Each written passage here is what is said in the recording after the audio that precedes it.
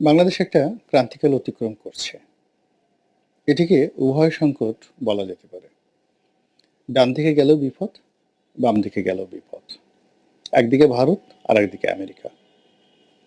দুটো রাষ্ট্রই একেবারে সাঁড়াশি অভিযান চালাচ্ছে, প্রক্রিয়া চালাচ্ছে বাংলাদেশকে তছনছ করে দেওয়ার জন্য।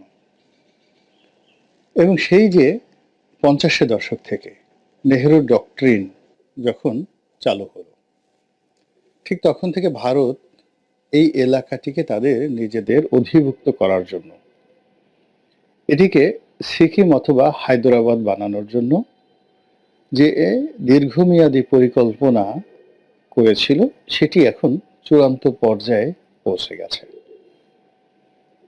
2 নম্বর হলো যে 60-এর দশকে যখন কমিউনিস্ট পার্টি খুব শক্তিশালী হয়ে পড়ল, তখন থেকেই এই অঞ্চলে কমিউনিস্টদেরকে দমন করার জন্য, কমিউনিস্ট বিপ্লবকে রুখে দেওয়ার জন্য আমেরিকা আরেকটি ডক্টরিন নেয়।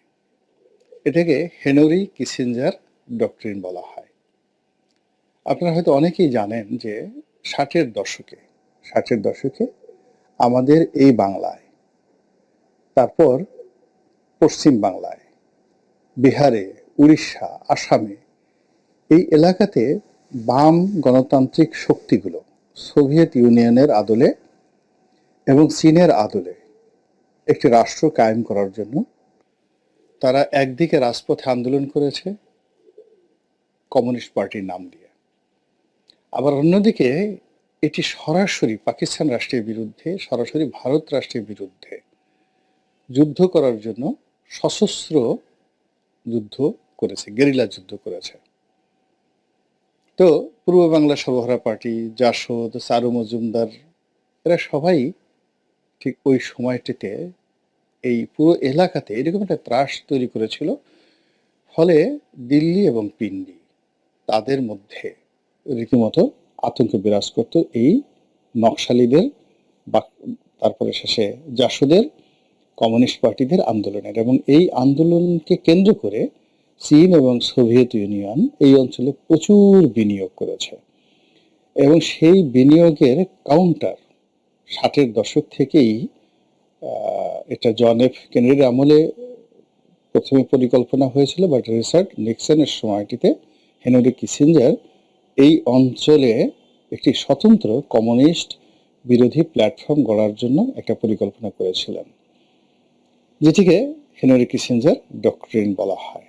এবং সেটার উপর ভিত্তি করেই তারা তাদের বন্ধু রাষ্ট্র পাকিস্তানকে বিভিন্ন রকম সামরিক সহযোগিতা দিয়ে যাচ্ছিল। ফলে যখন আমাদের মহান মুক্তিযুদ্ধ হলো, ওই সময়টিতে নিক্সন প্রশাসন বাংলাদেশকে মেনে নিতে পারেনি। এই যুদ্ধ বন্ধ করার জন্য, পাকিস্তান হাতকে শক্তিশালী করার জন্য তারা বঙ্গোপসাগরে ওই আমলে 7ম নৌবহর তারা পাঠানোর জন্য সিদ্ধান্ত নিয়েছিল। অর্থাৎ আমরা এখন মার্কিন মেরিনের ভয়ে বা সেন্ট মার্টিন হারানোর ভয়ে যেভাবে থরথর করে কাঁপছি, ঠিক একটি যুদ্ধজাহাজ হয়তো এখন আসবে, কিন্তু ওদের সবচেয়ে বড় যে নেভাল ফোর্স 7ম নৌবহর, সেটি তখন বঙ্গোপসাগরে তারা পাঠানোর সিদ্ধান্ত নিয়েছিল 1971। তো মনে করুন যে যদি ওইরকম তাদের মাস্টার প্ল্যান না থাকতো, এই এলাকা নিয়ে তাদের ইন্টারেস্ট না থাকতো, তাহলে পৃথিবীর সবচেয়ে ভারী রণতরী, যেটা তারা মধ্যপ্রাচ্যে পাঠাচ্ছে না, যেটি তারা অন্য কোনো জায়গাতে পাঠাচ্ছে না, সেটা তারা বঙ্গোপসাগরে 1971 সনে পাঠাতে চেয়েছিল। 1। 2 নম্বর হলো যে বাংলাদেশ রাষ্ট্র প্রতিষ্ঠিত হওয়ার পরে বঙ্গবন্ধু সারা জীবন কিন্তু মানে তার যে রাজনৈতিক গুরু হোসেন সৈয়দ সোহরাওয়ার্দী, যেহেতু তিনি পাকিস্তানের প্রধানমন্ত্রী ছিলেন, তো তার সঙ্গে একটা আমেরিকান লবির একটা নিদারুণ সম্পর্ক ছিল। তো সেই কারণে বঙ্গবন্ধুও আমেরিকার প্রতি দুর্বল ছিলেন। তিনি ক্ষমতা আসার পর প্রাণান্ত চেষ্টা করেছেন নিক্সন প্রশাসনের সঙ্গে একটি সুসম্পর্ক স্থাপন করার জন্য। সেটা সম্ভব হয়নি। বরং বাংলাদেশকে একটা বটমলেস বাস্কেট বলে যেভাবে হেনরি কিসিঞ্জার গালাগাল দিয়েছিলেন, ওই অপমানের যে তকমা আমরা এখনো কিন্তু অতিক্রম করতে পারিনি। বিশ্বব্যাংক ওই সময়টাতে যে অপমান করেছিল বাংলাদেশকে, সেটা এখনো পর্যন্ত চলে গেছে, সেটা কিন্তু বলা যাচ্ছে না। তো কাজেই আমেরিকার যে মাস্টার প্ল্যান, এই অঞ্চলকে কেন্দ্র করে অতীতে যেটা কমিউনিস্টদের বিরুদ্ধে ছিল, সেটা এখন ওই কমিউনিজম যেহেতু পৃথিবীতে নাই, এখন এটা চীনের বিরুদ্ধে একেবারে ভয়াবহ রূপ ধারণ করেছে। ফলে চীনকে শায়েস্তা করার জন্য এবং ভারতকে চাপে রাখার জন্য তারা যে একটা করিডোর খুঁজছে, একটা নেভাল বেস খুঁজছে এবং একটা স্থল অঞ্চল খুঁজছে, এবং তার জন্য সবাই সন্দেহ করছেন যে সেন্ট মার্টিন, কক্সবাজার পার্বত্য জেলা এবং বাংলাদেশ বিপদের মধ্যে। এবং এই যে সরকারের পরিবর্তন, শেখ হাসিনার পতন এবং অন্তর্বর্তীকালীন সরকারের হাতকে শক্তিশালীকরণ, সব কিছুর সঙ্গে আমেরিকার একটা ঘনিষ্ঠ যোগাযোগ রয়েছে, বিনিয়োগ রয়েছে, চেষ্টা রয়েছে, তদবির রয়েছে, এবং এখন পর্যন্ত তারা সেই কাজ করছে। এবং তারা এই অভীষ্ট লক্ষ্য অর্জনের জন্য যে কাজটি করে সাধারণত অন্যান্য দেশে, সেটা হলো একটা অগণতান্ত্রিক সরকারকে তারা প্রমোট করে, এমনকি মিলিটারি শাসনকে তারা প্রমোট করে, যে এই সরকারের কোনো জবাবদিহি নেই। তারা কোনো অবস্থাতেই কোনো গণতান্ত্রিক রাষ্ট্রকে প্রমোট করে না। এর কারণ হলো, যখন গণতান্ত্রিক রাষ্ট্র বিধি ব্যবস্থা চালু থাকে, তখন এই ধরনের কর্মকাণ্ড, অর্থাৎ বিদেশি রাষ্ট্র কর্তৃক অন্য কোনো রাষ্ট্রে কোনো সামরিক ঘাঁটি স্থাপন, কোনো বেজ স্থাপন, এনিথিং, এটা একেবারেই অসম্ভব একটা ব্যাপার হয়ে দাঁড়ায়। তো যা হোক, সেটা আমেরিকা চেষ্টা করছে। তো সেই চেষ্টা যদি সফল হয়, এবং আমেরিকা যেখানে হাত দিয়েছে সেখানে তারা সফল, তো প্রাথমিক স্তরে তো জোরাজুরি করে, কিন্তু তারা বেশিরভাগ ক্ষেত্রে ব্যর্থ হয়, কিন্তু ওই দেশের সর্বনাশ করে ছাড়ে। তারা ভিয়েতনামে সর্বনাশ করে ছেড়েছে, কম্বোডিয়ার সর্বনাশ করে ছেড়েছে, সিরিয়া, তারপর ইরাক, এরপর পাকিস্তান, আফগানিস্তান, এরকম অসংখ্য উদাহরণ। আমেরিকা যেখানে গিয়েছে ওখানে সর্বনাশের মহাসাগর রচনা না করা পর্যন্ত সেখান থেকে আসেনি। এবং আমেরিকার সেই সর্বনাশের যে সবল, সেই সবল থেকে এখন পর্যন্ত জাপান বের হতে পারেনি, দক্ষিণ কোরিয়া বের হতে পারেনি, এমনকি জার্মানি, সেই জার্মানিও এখন পর্যন্ত বের হতে পারেনি। এখনো পর্যন্ত তুরস্কে আমেরিকান ঘাঁটি রয়েছে, দ্বিতীয় বিশ্বযুদ্ধের সময় যে ঘাঁটি সেখানে গিয়েছিল। জাপানে ঘাঁটি আছে, আর দক্ষিণ কোরিয়াতে ঘাঁটি আছে। আমার দুর্ভাগ্য বা সৌভাগ্য, আমি সেই 90-এর দশকে যখন দক্ষিণ কোরিয়া যাই, সেখানে সেই মার্কিন ঘাঁটিতে যাওয়ার আমার সুযোগ হয়েছিল। আমি দেখে এসেছি যে এটার নির্মমতা কি, এবং ওখানে জনগণ কি দুর্ভোগ এবং দুর্দশার মধ্যে রয়েছে। তো কাজেই কোনো একটা দেশে যখন আমেরিকান সৈন্য যায়, সেখানে একেবারে তাদের কপাল না পুড়িয়ে অথবা ওই জাতিকে তছনছ না করে সেই সৈন্য সেখান থেকে যায় না। আফগানিস্তান থেকে গেছে, কেন কিভাবে গেছে আপনারা সবাই জানেন। ভিয়েতনাম থেকে গেছে, কেন কিভাবে গেছে সব জানেন। কিন্তু জার্মানি থেকে যায়নি। সেখানে তারা ছলে বলে কৌশলে যেভাবে আছে, ওটা কত বছর লাগবে একমাত্র আল্লাহ রাব্বুল আলামিন জানে। আর আমাদের মতো দুর্বল এই দেশে যদি তারা একবার বেস করে ফেলতে পারে, সেটি যে কি হবে, সেটি নিয়ে আমরা এখন আলোচনা না করে আমরা বিকল্প আলোচনা করি। আমরা গত সেই আওয়ামী লীগ জমানা থেকেই বলে আসছিলাম যে শেখ হাসিনা ভারতের তাবেদার। তাকে অনেকে ভারত কন্যা বলার চেষ্টা করেছেন, অনেকে ভারতের সেবাদাসী বলার চেষ্টা করেছেন, অনেকে লেন্দুপ দর্জি, যার সময়টিতে মূলত সিকিমকে অধিগ্রহণ করা হয়েছিল। এবং লেন্দুপ দর্জিকে সেই সিকিমের সিংহাসনে বসানোর জন্য ভারত প্রথমে তাকে জাতীয়তাবাদী নেতা হিসেবে গড়ে তুলে প্রচণ্ড জনপ্রিয়তা তিনি পান, এবং জনগণকে বিভ্রান্ত করে একটা সময় এই রাজ্যটিকে ভারতের হাতে তুলে দেন। এজন্য লেন্দুপ দর্জি নামটি খুবই বিখ্যাত।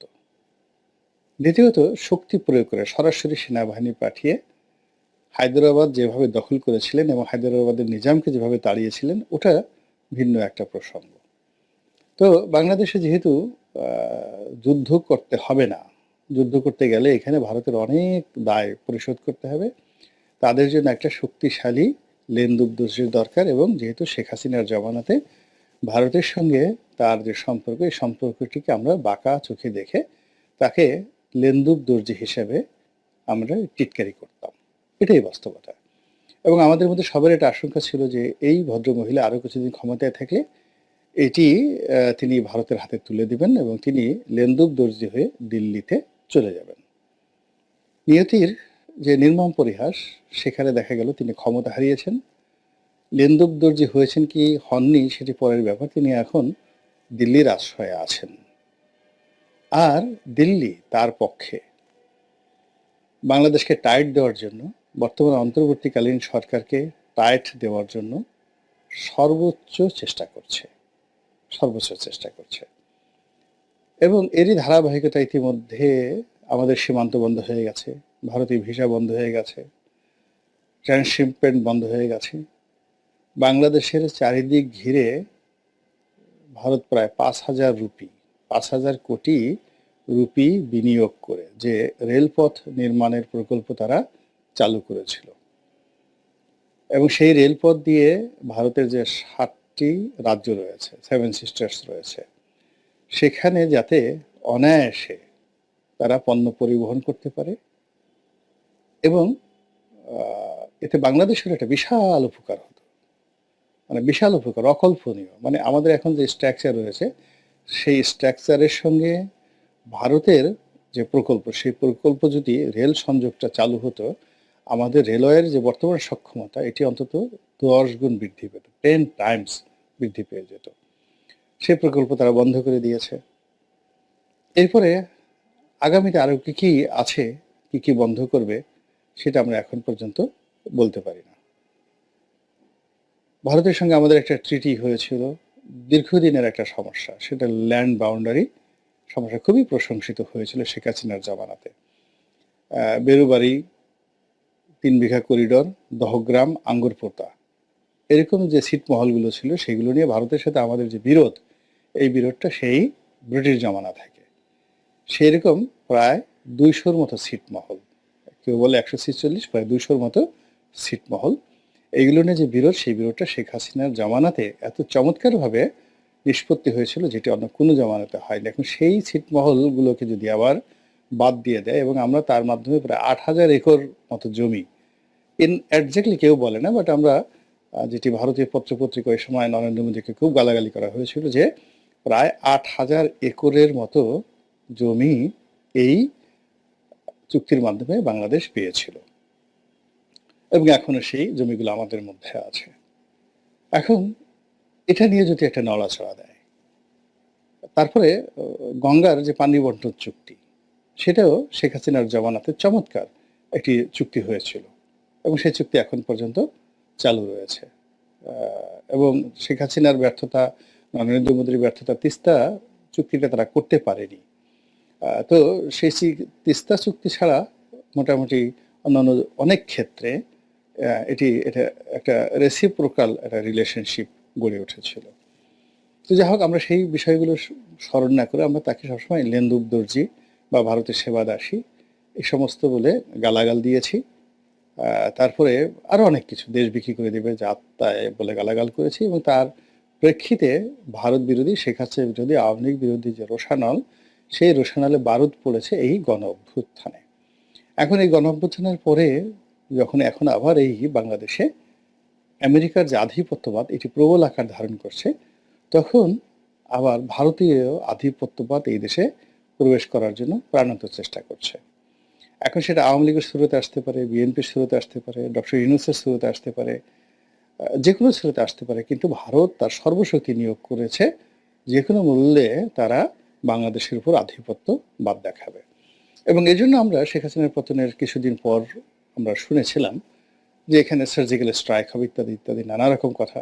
এখনও যেগুলো অসমর্থিত সূত্র থেকে আমরা জানতে পারি, যে তারা আমাদের যে শিলিগুড়ি করিডোর রয়েছে বা চিকেন নেক রয়েছে, সেই জায়গাটাতে তারা তাদের যে সামরিক ঘাঁটি রয়েছে, সেখানে তারা অত্যন্ত শক্তিশালী সেই ক্ষেপণাস্ত্র দূরপাল্লার ক্ষেপণাস্ত্র তারা সেখানে মোতায়েন করেছে। তারপরে সেখানে তারা যুদ্ধবিমান এনেছে এবং আরও অতিরিক্ত সৈন্য, কয়েক ডিভিশন সৈন্য তারা সেখানে সমাবেশ করেছে। তো এই সকল কথাবার্তা যেভাবেই আমরা শুনি না কেন, এটা কিন্তু ভয়ঙ্কর, প্রচণ্ড রকম ভয়ঙ্কর এই কাজগুলো হচ্ছে। তো সেখানে ভারতের মতো একটা শক্তিশালী রাষ্ট্রের এই যে থ্রেট, আমরা কতক্ষণ এবং কিভাবে মোকাবেলা করব, এটা আমরা বলতে পারি না। আমরা শুধু এখন যেটা দেখতে পাচ্ছি যে অনেকটা আলু ভর্তা হয়ে যাওয়ার মতো। একদিকে মার্কিন সাম্রাজ্যবাদ, যার বিরুদ্ধে আমরা সে ৮০-র দশক থেকেই সেই মার্কিন সাম্রাজ্যবাদের বিরুদ্ধে যে স্লোগান দিয়ে আসছিলাম, তো সেই শক্তিগুলো এখন ক্যাম্পাস ধারণ করছে না। সেই লেখাপড়াও এখন আগের মতো যেভাবে পড়াশোনা করে ছাত্ররা রাজনীতি করতেন, ফলে আমেরিকার সাম্রাজ্যবাদ, তারপরে রুশ ভারতের দালালদের যে ক্ষতিকর প্রক্রিয়া, এটা আন্দোলনকারীরা একেবারে অঙ্ক কষে কষে বুঝিয়ে দিতে পারতেন। কিন্তু এখন ওই আবেগটা এই বর্তমান যুগে কারোর মধ্যে নেই। ফলে কি হচ্ছে যে এই যে আমেরিকা ওই সময়টাতে ৮০-র দশকে তৎপরতা চালায়নি, কিন্তু আন্দোলন তারা বুঝতে পেরেছিল, আন্দোলনকারীরা তারা কিন্তু সবসময় আমেরিকার উপর একটা যাকে বলে চাপ প্রয়োগ করেছিল। এই যে আমাদের যে মতিঝিল এলাকাতে আমেরিকার একটা সেন্টার ছিল, আমেরিকান সেন্টার ছিল, সেটিকে একসময় এই বিক্ষুব্ধ জনতা পুড়িয়ে দিয়েছিল। কিন্তু তখন কিন্তু এখানে তারা কোনো নেভাল বেস করতে চায় নাই, সেন্ট মার্টিন চায়নি। কিন্তু তাদের তখন তৎপরতা ছিল, রাষ্ট্র ক্ষমতা পরিবর্তনে তাদের তৎপরতা ছিল এবং সেটার বিরুদ্ধে জনগণ ফুঁসে উঠেছিল। কিন্তু এখন এই যে বাংলাদেশে এত কিছু হচ্ছে, এত কিছু হচ্ছে, সর্বনাশের সেই থাবাগুলো চারিদিক থেকে কিলবিল করে আসছে। অল্প কয়েকজন আমরা যারা আছি, আমরা ইউটিউবে বসে মিউ মিউ করে কিছু কথা বলার চেষ্টা করছি, কিন্তু জনগণের সেই কর্ণকুহরে এটা ঢুকেনি। বরং অনেকে স্বপ্ন দেখে যে আরে এর সাথে ঘোড়ার ডিম নিয়ে নিলেই তো ভালো হয়, আমরা যদি সবাই আমেরিকার পাসপোর্ট পেয়ে যাই তো অসুবিধাটা কী। তো এরকম সর্বনাশার চিন্তা কিন্তু অনেকের মধ্যে চলে এসেছে। আবার অন্যদিকে ভারত নিয়েও ঠিক একই অবস্থা, যে আমরা যদি এই আমেরিকার সাম্রাজ্যবাদ থেকে মুক্ত হই, যদি ভারত এসে আবার আমাদেরকে দখল করে, সিকিম বানিয়ে ফেলে, ভুটান বানিয়ে ফেলে, মালদ্বীপের মতো করে আমাদেরকে চারিদিক থেকে চাপতে থাকে, তখন আমাদের অবস্থা কী হবে। অথবা চীন নিয়েও কথাবার্তা কিন্তু আমাদের হচ্ছে, এটাও কম আতঙ্কের নয়। চীন শ্রীলঙ্কাতে যা করেছে, শ্রীলঙ্কার মতো একটা শক্তিশালী রাষ্ট্র, নেপালের মতো একটা রাষ্ট্র তছনছ করে দিয়েছে। এবং আফ্রিকার যে সকল দেশে চীন বিনিয়োগ করেছে, সেখানে তারা যে অর্থনৈতিক সন্ত্রাস চালিয়েছে, ফলে ও জাতি আগামী ১০০ বছরে আর দাঁড়াতে পারবে না। পুরো জাতিকে ঋণ ভারে এমনটা জর্জরিত করে দিয়েছে চীন। তো সেই রকম সম্ভাবনা কিন্তু বাংলাদেশেও আছে। এখন একদিকে ভারতের সাম্রাজ্যবাদ, আধিপত্যবাদ, অন্যদিকে মার্কিন সাম্রাজ্যবাদ, আধিপত্যবাদ, একদিকে ভূখণ্ড হারানোর ভয়, আর অন্যদিকে পুরো দেশ হারানোর ভয়। এই অবস্থাতে আমাদের কি করণীয়, সেই বিষয়টি দেশের যারা নায়ক রয়েছেন, রাষ্ট্র ক্ষমতায় যারা রয়েছেন, তারা চিন্তা করবেন। আর আমরা জনগণ যেন এই ব্যাপারে সচেতন হই, সেটাই সকলের প্রতি অনুরোধ।